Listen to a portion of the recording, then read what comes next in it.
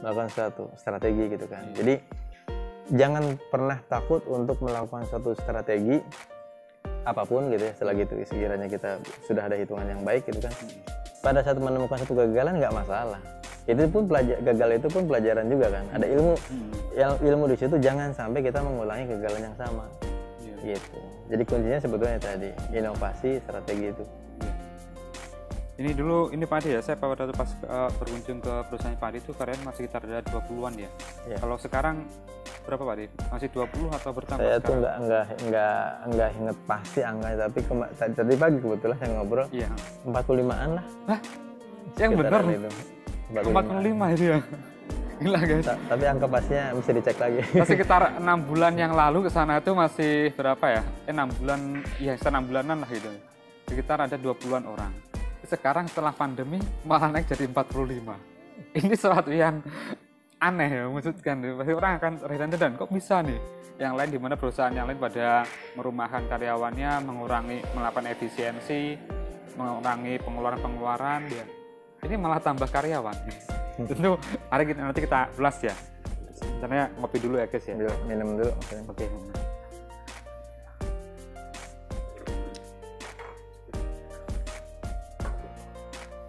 Kok bisa tambah karyawan? Gimana ceritanya Pak Ade?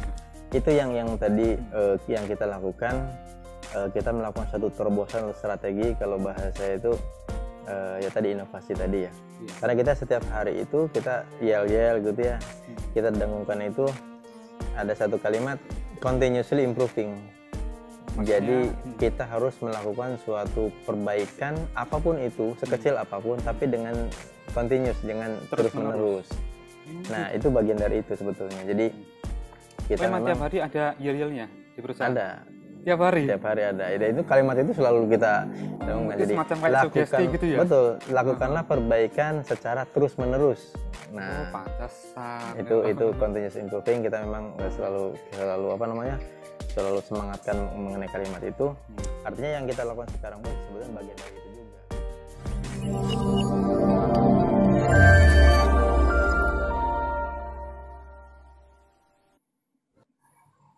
Assalamualaikum warahmatullahi wabarakatuh. Waalaikumsalam warahmatullahi wabarakatuh. Oke guys, kembali di channel kita, channel Insan Pro Kemajuan. Kali ini kita kedatangan tokoh di masyarakat. Kebetulan beliau ini namanya Pak Ade Hermawan, selaku pengusaha di bidang furniture. Boleh jadi furniture yang dikonsumsi atau yang dibeli oleh masyarakat Cirebon dan sekitarnya, khususnya Ciayu Majakuning, boleh jadi 50%-nya adalah produk dari Pak Ade. Karena dia memasok di seluruh toko-toko di furniture di seluruh Ciayu Majakuning, termasuk di Tegal, Brebes, dan sekitarnya. Nanti kalau mungkin ada yang kurang mohon ditambahin, pada dikoreksi. Ya, bincang kita mau menggali informasi dan inspirasi bagaimana perjuangan beliau hingga bisa sukses ini ya di usia 41 tahun. Ya. Sebenarnya mohon maaf Pak Ade, sebenarnya sejarahnya ini Pak Ade gimana sih kok bisa sampai terjun di dunia furniture gitu? Ya, bismillahirrahmanirrahim. Assalamualaikum warahmatullahi wabarakatuh. Terima kasih khususnya Mas Salim ya yang ngasih memberikan kesempatan. Kalau sejarah itu memang cukup panjang, dimulai dari semenjak kuliah ya. Jadi semenjak kuliah itu sudah mempunyai keinginan atau tekad. Jadi saat itu sudah masuk kuliah pun seringkali kalau saya gitu ya berbincang dengan teman-teman gitu kan, saya bilang suatu saat saya akan punya keinginan gitu untuk mempunyai usaha sendiri. Jadi ini sejarahnya sudah lama sekali. Usia berapa tuh dulu? Ya itu anak kuliahan berapa ya, usia sekitaran 19 apa 19 tahun 20-an ya kali ya, lulus SMA aja. Jadi memang sudah sangat lama. Jadi saya punya pemikiran, punya niatan itu saat itu sebelum umur 30 tahun itu harus punya usaha. Gitu. Jadi saat kuliah pun sudah memikirkan ke sana, sehingga pada saat masuk ke dunia kerja dan sebagainya saya pelajari ilmunya gitu ya. Ilmu jadi antara teoritis yang kita pelajari gitu kan di apa ilmu yang kita dapat itu, lalu bagaimana implementasinya itu kan terkadang juga berbeda. Nah di situ banyak masukan, justru yang paling banyak ilmu yang kita dapat itu ya tadi di realnya gitu kan, di dunia implementasinya. Karena luar kampus berarti betul saat masuk ke dunia kerja tadi, sehingga kita mengetahui misalkan contoh di kuliah itu diajarkan bagaimana sih manajemen sistem, lalu aplikasinya, kita belajar SOP dan sebagainya. Dan di dunia real itulah kita mengalami langsungnya gitu kan. Itu banyak sekali pelajaran. Nah dari situ ya alhamdulillah karena punya keinginan tadi yang awal tadi, sehingga pada saat bekerja pun saat itu sudah memikirkan, dan memang saya pelajari gitu kan ilmunya, ilmu manajemen sistem, manajemen apa namanya, itu kan banyak ya. Saya pelajari itu, dan alhamdulillah saat ini pun ilmu yang tadi itu betul-betul dipakai gitu kan. Jadi ilmu apa yang dipakai tadi? Yang terpakai sampai sekarang? Contoh kasus gini ya. Banyak saat kita memulai usaha itu atau usaha ini usaha kalau untuk rintisan oke lah. Tidak terlalu memikirkan sistem itu masih oke. Tapi pada saat usaha itu sudah berjalan cukup stabil gitu ya. Nah itu harusnya disegerakan sesegera mungkin untuk membangun sistem tadi.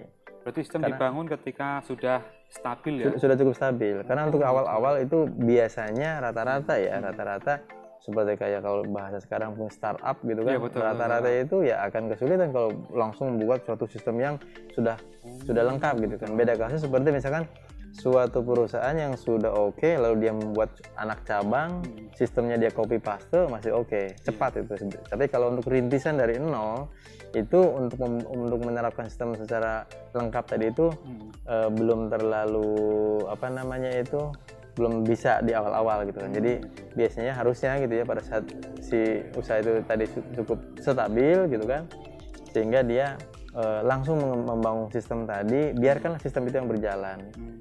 Jadi artinya kita tidak, kalau bahasa mudahnya itu tidak one man show lah. Segala sesuatunya kita handle sendiri gitu kan. Artinya kita kalau sistem yang berjalan tadi itu biarkan sistem yang berjalan, artinya kita tinggal pantau saja, kita tinggal kontrol, evaluasi gitu kan. Lalu kita bisa memikirkan untuk strategi yang lainnya yang lebih lanjut gitu kan, bisa untuk mungkin ekspansi atau mengembangkan strategi yang lain. Nah seperti itu. Itu harapannya pada saat kita sistem itu sudah berjalan gitu ya. Gitu. Ya menarik. Terus ini guys ya, kita jangan melihat di posisinya beliau sekarang ini, karena beliau sudah stabil banget, karena udah banyak, udah ada sistem, udah manajemen udah rapi, ada SOP, ada KPI-nya macam-macam, udah luar biasa ya. Tapi kita jangan melihat di posisi yang suksesnya sekarang. Kira-kira perjuangan dan kejuangan yang seperti apa dulunya? Pernah nggak mengalami gagal Pak De? Kalau gagal sudah pasti, karena pada saat seseorang itu mau masuk ke dunia entrepreneur harus siap gagal. Oh gitu. Jadi kalau nggak siap gagal itu akan repot nanti, karena ini kita bicara mental ya. Jadi banyak orang yang menganggap itu sepertinya enak ya menjadi seorang misalnya pemilik usaha dan sebagainya. Padahal hasilnya itu kalau harus ditanya dia bisa menjelaskan secara jujur itu belum tentu enak juga. Kenapa? Karena yang difikirkan itu atau yang dikerjakan itu dari A sampai Z. Beda kasus kalau kita menjadi seorang karyawan, kita akan memberikan bagian itu saja gitu kan, bagian A saja job desk-nya gitu kan. Nah pada saat kita menjalankan suatu usaha, kita harus mau nggak mau tuh menghandle keseluruhan. Nah tadi kalau bicaranya kegagalan itu sudah hal yang lumrah kita mengalami. Kira-kira berapa kali gagalnya kalau yang Pak Ade ingat? Kalau saya memang alhamdulillah seingat saya yang pernah menjalankan sebelum sekarang itu di furniture, sebelumnya itu pernah gagal di jualan mainan. Oh malah jualan mainan ya? Jualan mainan. Jadi jualan mainan karena memang ilmunya tidak punya, tidak ada mentor, tidak ada yang bisa saya sharing tanya gitu ya. Dengan ilmu yang seadanya, ternyata ya itu perlu ilmu di situ, pendalamannya lebih dalam lagi, dan di situ memang bisa dikatakan itu gagal. Tapi ini menarik kegagalan ini, makanya sekali lagi pada saat ada seseorang yang memang mau masuk ke dunia entrepreneur, dia harus betul-betul siap untuk kegagalan ini. Kalau dalam bukunya Robert Kiyosaki itu Cash Flow Quadrant, sekarang masih ada, masih terbit. Itu disebutkan kita pada saat memulai usaha itu atau mau menjalankan suatu bisnis itu atau usaha itu biasanya melewati 5 kegagalan katanya. Harus 5. Syaratnya harus 5 ya. Ya memang ini nggak mutlak sih. Itu artinya. Itu kalau ini Pak Ade, kalau itu dari Robert Kiyosaki. Kalau yang Pak Ade dengar mungkin dari pengusaha yang di Indonesia pernah mengatakan berapa kegagalan dulu untuk bisa mencapai titik kesuksesan gitu. Memang tidak ada yang bisa angka pasti gitu ya, maksudnya berapa kegagalan baru kita itu bisa berhasil gitu ya. Sebetulnya tidak ada yang bisa memastikan itu. Ini hanya sebatas untuk menguatkan mental kita saja bahwa pada saat kita memulai sesuatu itu, misalnya menemukan suatu kegagalan, ya kita harus siap. Dan memang disitulah ujian mental kita menjadi seorang entrepreneur. Karena sekali lagi pada saat ada seorang yang mau masuk ke dunia itu harus siap mentalnya, karena luar biasa yang dihadapi itu. Kadang-kadang kita menghadapi sesuatu yang unpredictable, jadi di luar prediksi kita. Jadi contohnya apa? Misalnya apa? Contoh seperti sekarang nih, kondisi saat ini kan betul-betul di luar prediksi semua orang. Terjadi corona yang mungkin ada pengamat yang menganalisa ini cukup 3 bulan atau 4 bulan atau 6 bulan. Ternyata kan diprediksi lewat 2021. Dan ini yang baru prediksi ya? Iya, ini kan prediksi kalau vaksin ini belum diketemukan kan masih belum jelas juga. Jadi artinya banyak sekali suatu kejadian-kejadian yang kadang-kadang kita sendiri itu di luar prediksi dan dugaan kita. Dan itu harus siap menghadapi itu semua. Kalau dari usaha Pak Ade yang di bidang furniture ini mengalami guncangan nggak, Ade, melihat dengan kondisi corona ini? Sudah pasti. Ini sudah juga ya? Semuanya ya? Nah, kondisi yang saat ini kan pasti terjadi penurunan semua ya. Iya, betul. Penurunan semua, tapi disinilah kita bagaimana caranya bisa survive lah istilahnya ya, atau bisa bertahan. Karena kalau kita hanya sebatas berdiam diri, berkeluh kesah dengan kondisi yang ada, ya kita tinggal tunggu waktu saja. Nah, disinilah kita diuji sebetulnya. Ini merupakan ujian semua. Disinilah kita diuji bagaimana kita bisa menghadapi keluar dari kondisi seperti ini. Nah, khususnya saya atau kita mengembangkan memang sudah dari kemarin sebetulnya kita kembangkan salah satu strategi yang lain gitu kan, untuk mengantisipasi ini, sehingga ya alhamdulillah di saat pandemi seperti sekarang kita alhamdulillah tidak ada yang dirumahkan. Lalu juga kita malah ekspansi ke mana, ke wilayah lain gitu kan. Malah bisa ekspansi malahan. Ya itu bagian dari bagaimana kita mengantisipasi atau melakukan suatu strategi gitu kan, supaya ya kita pilihan cuma 2, diam tidak melakukan apa-apa gitu kan, ya kita tinggal tunggu waktu saja, atau kita melakukan sesuatu strategi gitu kan. Jadi jangan pernah takut untuk melakukan suatu strategi apapun gitu ya, selagi itu sekiranya kita sudah ada hitungan yang baik gitu kan. Pada saat menemukan satu kegagalan nggak masalah. Gagal itu pun pelajaran juga kan. Ada ilmu di situ, jangan sampai kita mengulangi kegagalan yang sama. Gitu. Jadi kuncinya sebetulnya tadi inovasi, strategi itu. Ini Pak Ade ya, saya pada pas berkunjung ke perusahaan Pak Ade itu karyawan masih sekitar ada 20-an ya. Kalau sekarang berapa Pak Ade? Masih 20 atau bertambah saya sekarang? Saya tuh nggak inget pasti angkanya, tapi tadi pagi kebetulan saya ngobrol 45-an lah. Hah? Yang benar? 45 ini ya. Gila guys. Tapi angka pastinya bisa dicek lagi. Sekitar 6 bulan yang lalu ke sana itu masih berapa ya? 6 bulan, ya sekitar 6 bulanan lah gitu. Sekitar ada 20-an orang. Sekarang setelah pandemi malah naik jadi 45. Ini sesuatu yang aneh ya, maksudkan pasti orang akan heran-heran kok bisa nih. Yang lain di mana perusahaan yang lain pada merumahkan karyawannya, melakukan efisiensi, mengurangi pengeluaran ya. Ini malah tambah karyawan. Tentu nanti kita ulas ya. Sebenarnya ngopi dulu ya guys ya. Minum dulu maksudnya. Oke.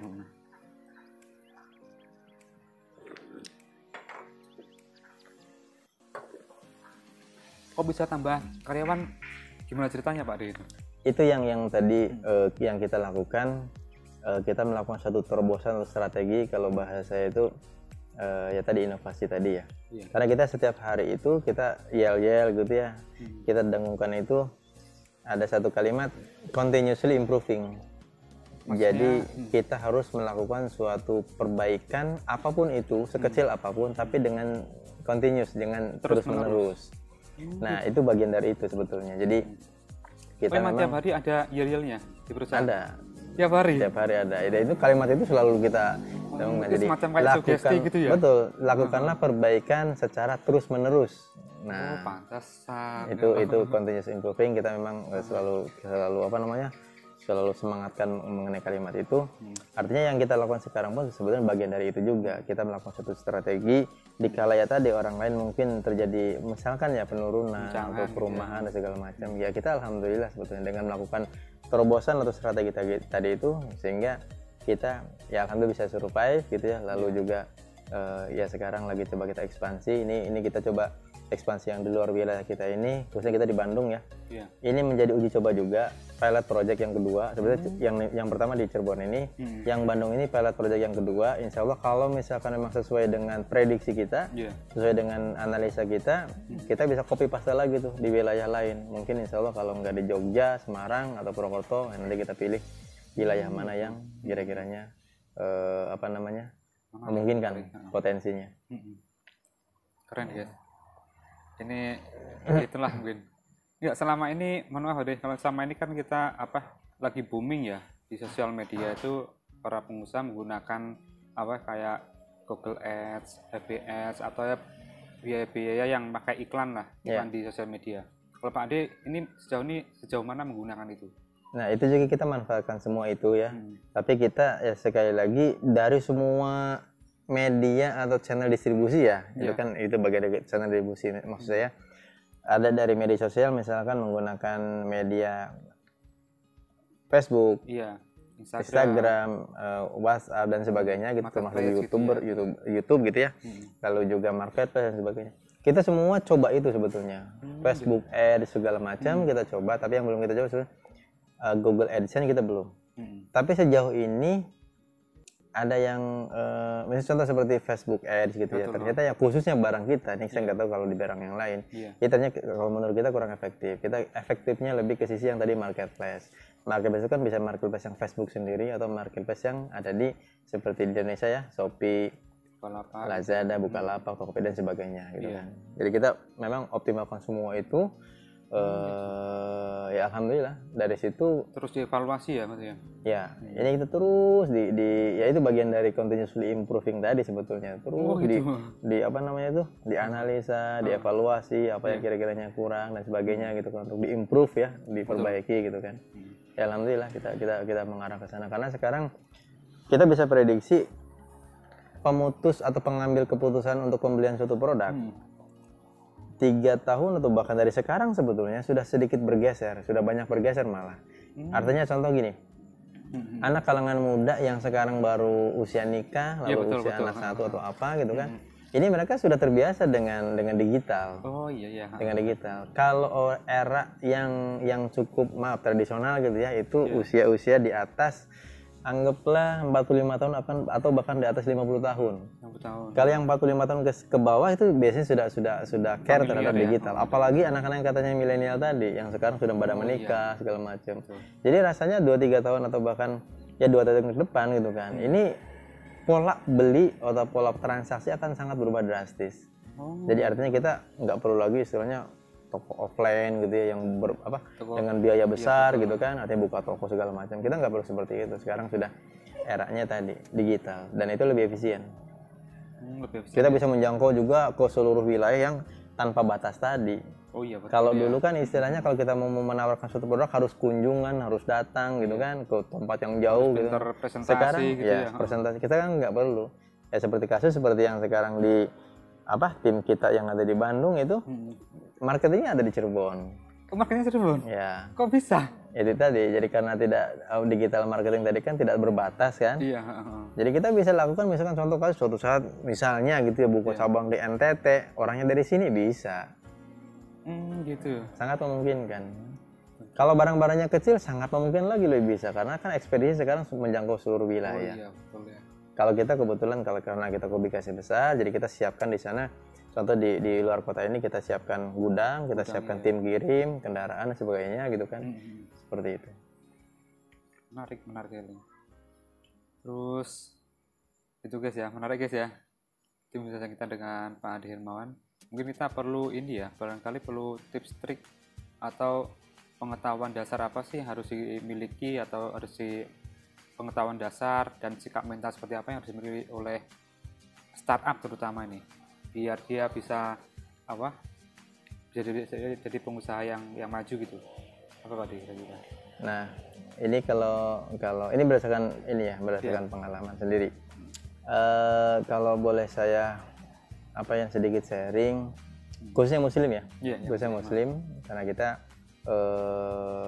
sekiranya bisa kita perbanyak, karena entrepreneur muslim ini kita perlu sedikit, ya masih sedikit gitu, artinya gitu ya? Kita perlu perbanyak gitu kan. Nah, jadi yang pertama itu kita harus luruskan dulu niatnya. Jadi pada saat kita masuk ke sisi atau bidang entrepreneur tadi itu, kita luruskan niat, kita mau apa niatnya. Yang pertama itu dulu. Karena kalau kita, artinya gini, jangan sampai kita niatkannya itu hanya sebatas untuk materi tadi. Jadi sangat kecil lah maksudnya kalau hanya sebatas itu ya niat. Jadi kita usahakan niatkan itu betul-betul kita untuk membantu orang lain. Dengan kita menjadi tadi masuk ke bidang entrepreneur itu banyak yang kita bisa lakukan gitu kan. Jadi ya tadi yang pertama gitu ya, luruskan niat. Jadi kita mau apa gitu kan. Kalau misalkan hanya sebatas mencari materi, saya rasa sangat sempit gitu ya pemikiran seperti itu. Jadi usahakan kita lebih luas, kita niatkan untuk membantu orang lain juga. Nah, terus pada saat kita sudah niatkan seperti itu, ya tadi jalankan atau ikuti aturan-aturan, khususnya kaidah kita nih muslim, kita agama Islam gitu, artinya syariat itu kan ada fikih muamalah dan sebagainya gitu kan, itu kita pelajari. Jangan sampai karena ketidaktahuan kita atau ketidakkuatnya keyakinan kita gitu kan, akhirnya kita masuk kepada yang dilanggar sama syariat. Contoh nih ya, contoh yang paling real dan ini sampai sekarang masih terjadi. Kita masuk ke bab riba misalkan. Ya, dengan alasan apa? Modal kerja untuk penambahan ekspansi dan sebagainya. Akhirnya tanpa sadar dia masuklah ke bagian atau bab riba tadi. Kita semua tahu bahwa riba itu sangat besar sekali ancamannya gitu kan. Bahkan Allah dan Rasulnya itu ditantang siapa yang pelaku riba dan sebagainya. Bahkan riba yang paling terendah atau terkecil itu kan seperti berzina dengan ibu sendiri kan. Ya itu naudzubillah min dzalik, jangan sampai kita masuk bab sana. Jadi ya tadi diluruskan niat. Yang kedua, pelajari kaidah-kaidah atau fikih muamalah lah, bagaimana kita bermuamalah secara islami dan sebagainya gitu. Insyaallah kita fokuskan atau diniatkan untuk mencari tadi ridha Allah tadi. Insyaallah kalau kita mengikuti jalur yang benar, Allah ridho gitu kan, kita berkah. Nah, arah ke sana. Nah, jadi dengan kita menjalankan syariat dengan baik gitu ya, kita artinya ya insyaallah mudah-mudahan selamat baik itu di dunia dan di akhirat kan gitu.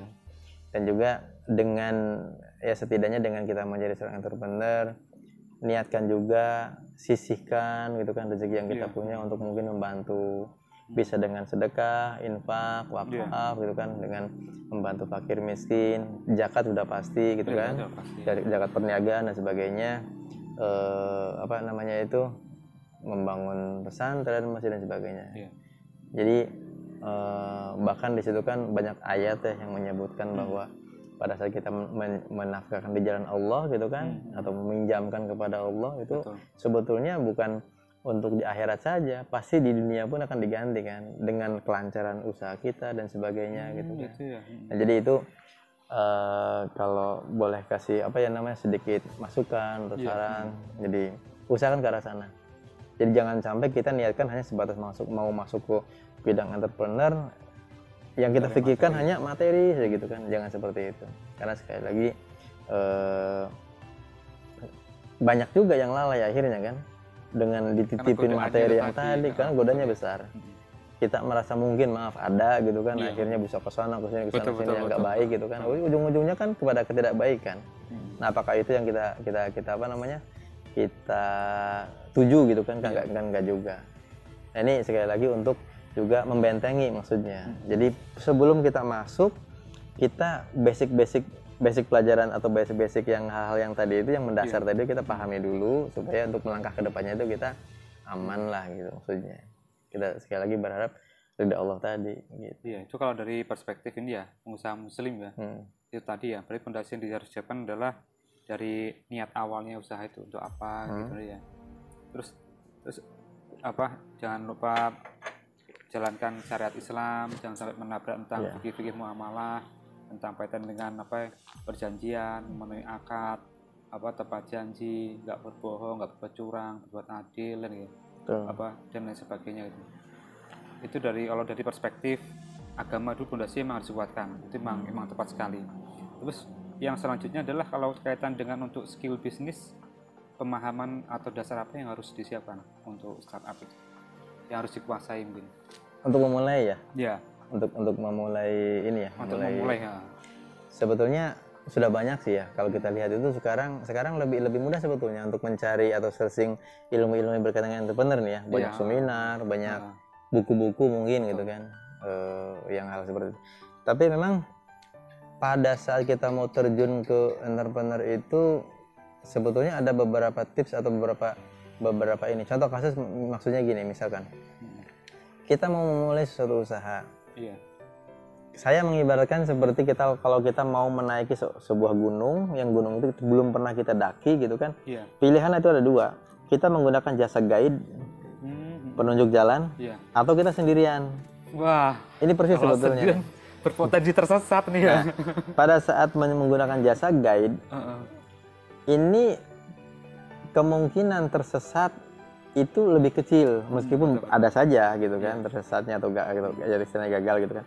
Tapi akan lebih kecil resikonya kan. Betul. Nah, nyampenya pun biasanya lebih cepat. Yang kedua, pada saat kita tidak menggunakan apa namanya itu jasa guide tadi misalkan gitu kan, atau pendamping lah ya. Ini kita bisa tersesat. Yang lain sudah nyampe dalam hitungan misalkan 4 jam ke puncak gitu, kita bisa 8 jam atau 10 jam gitu kan. Nah, ini pilihan-pilihan ini kalau boleh saya sarankan, kalau kita mau masuk ke bidang tertentu, masuk memulai suatu usaha, kalau sekiranya bisa carilah guide, carilah mentor yang memang dia menguasai bidang itu.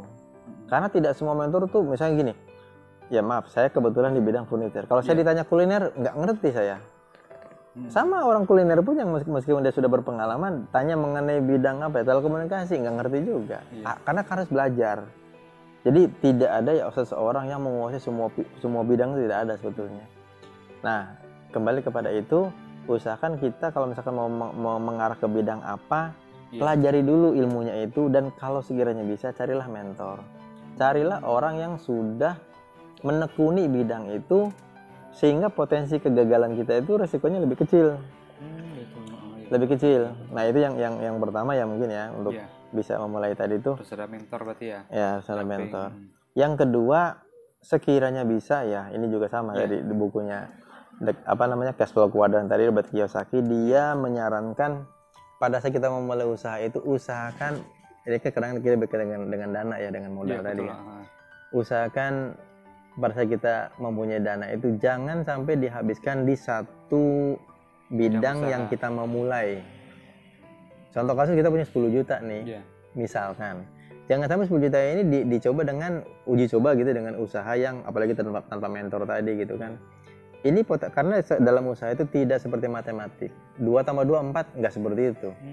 Ini 2 tambah 2 bisa -1, bisa 6, bisa 8. Itu yang terjadi nih ya, yang saya yang saya alami. Jadi hitungan kita sudah benar segala macam gitu ya, tapi pada prakteknya kadang-kadang belum tentu juga sesuai dengan harapan kita. Jadi ini juga untuk kaitan dengan misalkan dana tadi, usahakan jangan sampai dihabiskan dalam satu trial bidang usaha. Jadi usahakan dari 10 juta itu bikinlah sekitar 3 bidang usaha. Antisipasi maksudnya. Jadi pada saat saya kalau sebutkan itu simpelnya, kalau kita mau menjadi seorang entrepreneur tuh harus punya 3 nyawa. Kayak kita main game. Oh gitu. Kan gitu kalau saya, saya jarang main game atau nggak pernah malah. Kalau main game kan mati 1 masih ada nyawa 2 gitu kan. Nyawa ketiga. Nah ini sama seperti kita masuk memulai usaha. Jadi artinya tadi berkaitan dengan dana tadi itu jangan sampai dana yang ada yang ada kita sekarang dihabiskan di bidang yang satu yang pertama gitu kan. Karena potensi kegagalan itu besar.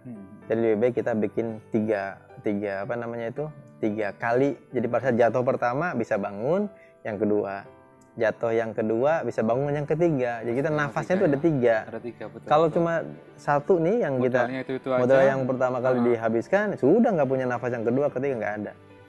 Jadi istilahnya probabilitasnya mungkin ya secara itu akan apa namanya potensi untuk berhasil itu mungkin. Apalagi kita ada mentor tadi, sebetulnya bisa diminimalisir tadi dengan apa namanya mentor tadi. Dan yang mungkin apa namanya saran berikutnya itu kalau sekiranya bisa memulailah dengan yang paling mudah nih sebetulnya. Memulai dengan yang kita sendiri punya pengalaman basic di bidang itu. Gitu. Seperti saya di furniture ya, saya memang dulu bekerja di perusahaan furniture gitu kan. Jadi saya berapa tahun Pak di furniture dulu? Sekitar 8 tahun. Wah, pantesan guys. Jadi udah mengakar pengetahuannya, udah mengendap ibaratnya. Jadi dari situ belajar masalahnya, belajar bagaimana strategi atau sistem manajemen sales dan marketing, bagaimana mempelajari kita sistem HRD, bagaimana kita mempelajari sistem warehouse distribusi, bagaimana kita mempelajari sistem finance accounting. Oh gitu, accounting juga? Nah dari semuanya itu kan kita pelajari. Nah pada saat kita memulai usaha yang sama, itu risiko kegagalan itu lebih minim karena kita sudah mengetahui. Beda kasus kalau kita misal Mas Salim ahlinya atau bidangnya misalnya di otomotif misalkan, lalu terjun masuk bukanya toko apa ya misalkan sembako lah, kelontongan. Meskipun nggak masalah, tapi kadang-kadang agak kurang nyambung.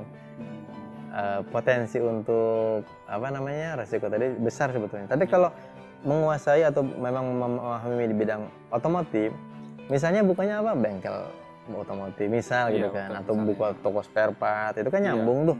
Itu meminimalisir maksudnya, minimalisir ya. Jadi jangan sampai kita hanya sebatas melihat dari luarnya saja, melihat seseorang itu di bidang tertentu, oh kelihatannya enak nih, kuliner enak nih kelihatannya, belum tentu. Melihat orang jualan misalnya kayak resto, kafe yang ramai gitu ya, betul. kuliner misalkan, lalu kita tergiur karena di situ marginnya besar gitu kan, kita buka saja, belum tentu. Karena sangat banyak sekali hal-hal detil yang harus kita pelajari, yang kita dalami di situ. Masing-masing bidang. Apa dulu? Berarti mungkin harus nyantrik dulu barangkali ya, nyantrik jadi karyawan dulu. Atau bisa seperti itu. Seperti itu bisa. Atau tadi mentor, yang minimalisir mentor. Kalau kita misalkan tidak tahu persis di bidang A misalkan gitu, tapi kita punya mentor agak mending. Si mentor tadi dia akan membimbing, menggait seperti tadi yang kita mendaki gunung tadi. Betul. Kalau salah, jangan ke sana, jalannya ke sini kan gitu. Persis seperti itu. Berarti harus nyari mentor ya. Kan misalkan orang yang awam, siapa kenalan nggak punya kenalan, nggak punya ini, dan masyarakat yang mungkin pensiunan atau orang baru mau mencoba karyawan, baru resign, mencoba usaha gitu. Ini belum ada kenalan orang pengusaha, tahunya cuma ngeliat sepintas, ini rame usaha ini, cocoknya yang ini. Lihat yang usaha yang apa bengkel rame, cocoknya bengkel. Lihat apa makanan rame, makanan nih, masih bimbang nih. Berarti kalau pengen cari mentornya gimana Pak Didi? Memang sih kalau justru kalau sekarang menurut saya sih lebih mudah ya dibandingkan era yang dulu nih. Waktu apa ya namanya? Waktu zaman saya kuliah itu sangat jarang sekali seperti seminar-seminar entrepreneur mengenai bisnis seperti ini, jarang sekali. Sekarang justru menjamur kalau saya lihat. Ada komunitas-komunitas tertentu kan yang bisa mengajarkan, memberikan coaching atau apalah istilahnya gitu kan. Macam nih IBF juga gitu kan. Nah, ini tuh kan. Ini apa nih? IBF. Indonesian Islamic Business Forum. Indonesian Islamic Business Forum. Ini kan sudah cocok. Jadi di situ kan pasti diberikan mentoring, diberikan ilmu-ilmu dasar tadi. Tadi yang saya sebutkan itu sangat sedikit sebetulnya. Akan banyak sekali kalau kita dibikin semacam kayak silabus atau kurikulum itu bisa sebetulnya. Jadi artinya ada nanti pelajaran basic, intermediate, lalu advance gitu kan. Iya. Basic yang kayak gimana ya tadi, misalkan bagaimana kita membangun mental, Iya. lalu misalnya pelajaran-pelajaran misalnya seperti fikih muamalah dan sebagainya gitu kan.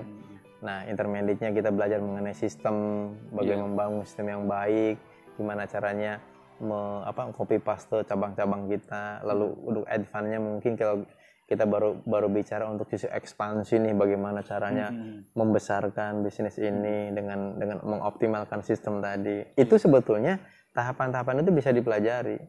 Dan sekarang saya lihat sangat banyak komunitas yang artinya seseorang sudah masuk ke bidang tertentu gitu ya, dia mau mengajari misalkan orang-orang yang baru mau masuk.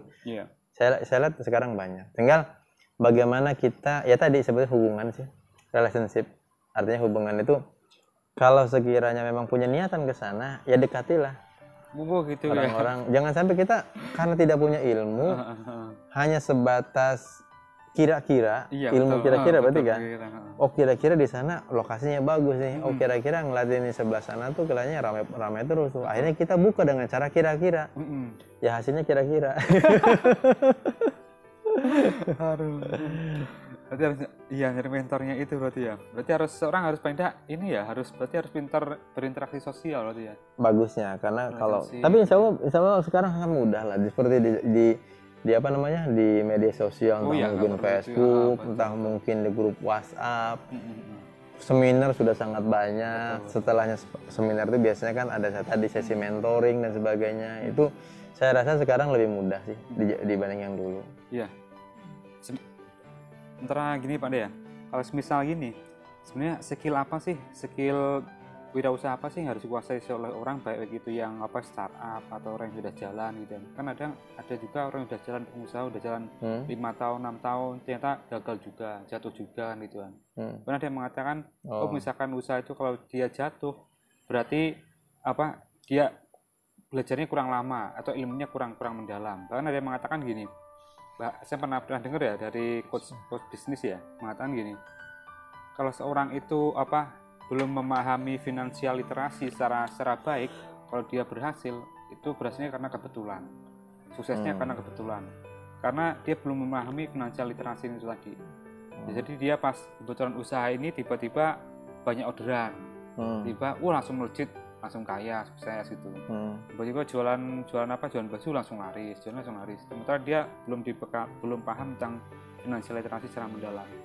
Menurut Ade, pendapat yang kayak gitu bagaimana? Nah ini juga betul yang tadi disebutkan itu. Saya sendiri banyak melihat ya, teman-teman saya sendiri pun, rekan-rekan saya, atau bahkan pabrik atau supplier gitu ya. Ya di tengah jalan itu artinya terjadi kolaps lah ya, tidak bisa melanjutkan usahanya. Ini banyak sekali, dan ini banyak sebab sebetulnya. Nah tadi kembali seperti finansial literasi dan sebagainya gitu. Ada beberapa faktor kalau menurut saya.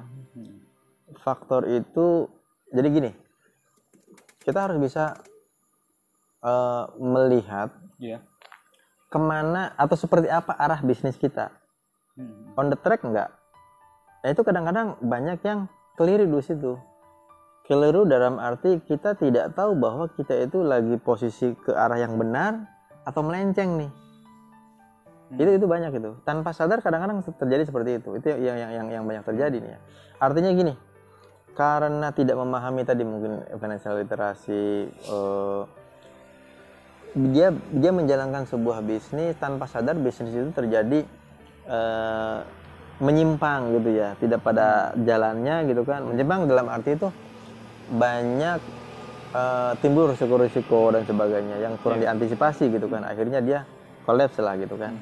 Biasanya itu yang kalau saya perhatikan itu faktor itu ada juga. Yang kedua yang banyak terjadi itu, ya pengalaman saya ya. Yang banyak terjadi itu emang karena nafsu tadi. Kurang disiplin ya. Kurang disiplin. Dalam hal apa? Contoh kasus gini. Nafsu misalkan untuk mengembangkan dengan cara instan. Lebih cepat. Contoh misalkan karena kita punya keyakinan nih.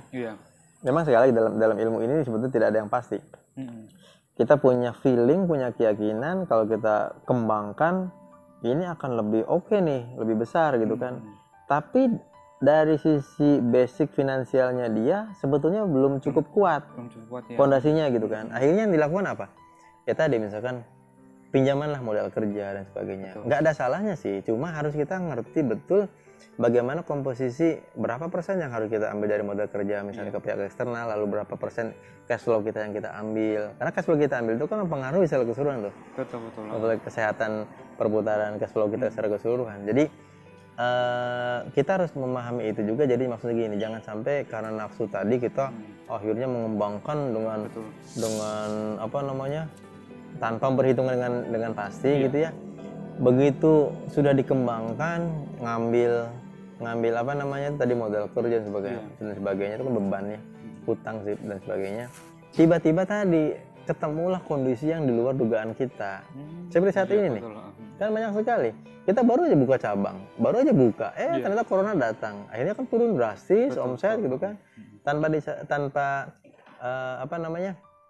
Yang ada adalah ya tadi harapan kita itu bisa mengembangkan ekspansi tadi, tiba-tiba kan ini. Jadi kalau menurut saya ekspansi nggak ada salahnya, bahkan itu kita bagian dari inovasi kita, strategi kita gitu kan.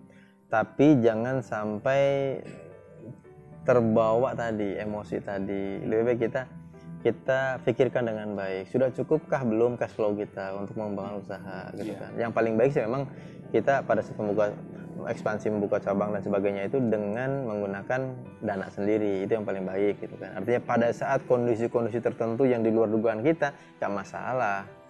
Toh juga cabang A misalkan gitu kan, cabang yang lain atau induk kita sendiri masih oke gitu. Saya rasa nah yang berikutnya lagi gitu, yang ketiga mungkin masalah kedisiplinan terhadap tadi mungkin cash flow, banyak keuangan. Banyak orang yang terkadang itu mungkin mencampur adukan antara cash flow keuangan pribadinya dengan perusahaan atau usahanya dia. Betul. Gitu kan. Itu ditambah lagi ya maaf seperti ini nafsu apa namanya godaan juga nih. Seperti gini, kita melihat loh cash flow ini besar nih, banyak. Padahal hasilnya itu memang perputaran cash flow usaha kan untuk pembayaran supplier, hutang dan sebagainya gitu kan. Iya, betul. Karena melihat nilai nominal yang cukup besar, tanpa sadar dia tergiur, godaan, pergi ke keliling Eropa dan sebagainya. Atau beli barang konsumtif gitu ya, beli mobil baru, barang yang konsumtif yang sebetulnya tidak perlu. Itu banyak terjadi. Rata gitu. Banyak terjadi juga. Itu bagian dari ya tadi kesabaran kita atau sebetulnya kita kembali kepada ini kan, kepada nafsu tadi berarti kan. Ya kembali ke karakter berarti ya, karakter pengusahanya berarti ya.